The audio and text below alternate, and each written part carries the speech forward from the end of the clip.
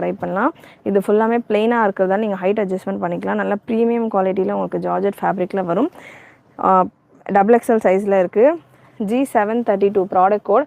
And இந்த chest போர்ஷனில் work நீங்கள் பார்க்கலாம். ஃபுல்லாக கல்கட்டா ஹேண்ட் ஒர்க், நல்ல சூப்பரான hand work, full hand work design. உங்களுக்கு நல்லா ஹெவி ஒர்க் கொடுத்துருப்பாங்க. குந்தன் ஸ்டோன்ஸ், ஜாக்கன் ஸ்டோன்ஸ் எல்லாமே கொடுத்து வித் துப்பட்டா.